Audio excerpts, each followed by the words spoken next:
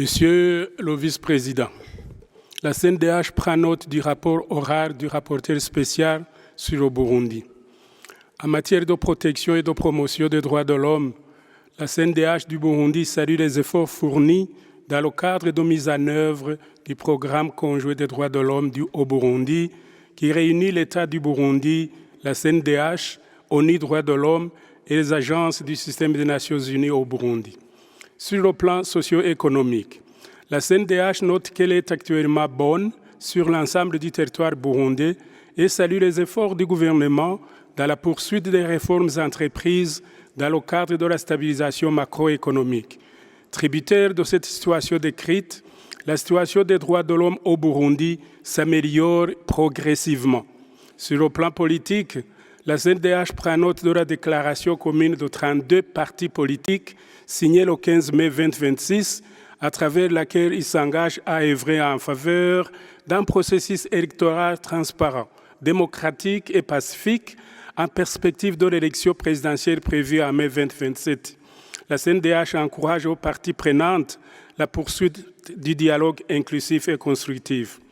En cette période cruciale, la CNDH encourage l'État d'adopter des mesures préventives visant le renforcement de l'exercice de la liberté de réunion pacifique, d'expression et d'opinion, ainsi que l'agrandissement et l'ouverture de l'espace civique. En matière de protection sociale et assistance humanitaire adéquate en faveur des personnes rapatriées, réfugiées, demandeurs d'asile, la CNDH a déjà identifié des besoins de protection, d'assistance sociale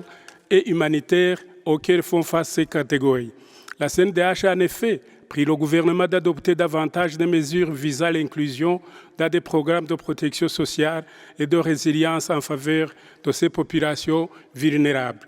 En matière de l'accès à la justice, de l'accès à un procès équitable, la CNDH note avec satisfaction la mise en place du décret numéro 100/022 du 12 mars 2026 visant le rapprochement des services judiciaires de la population et constate la mise en œuvre progressive de la politique nationale de désengorgement des prisons en vue d'améliorer les conditions de détention. À cette date, par ces mesures, le ministère public vient de relaxer 14% de la population carcérale. Parallèlement, la CNDH encourage les autorités judiciaires à exploiter l'ensemble des dispositions de la loi pénale burundaise en appliquant, en plus des mesures habituelles favorables à certains condamnés, les dispositions pénales relatives à la grâce amnistiante et à l'amnistie.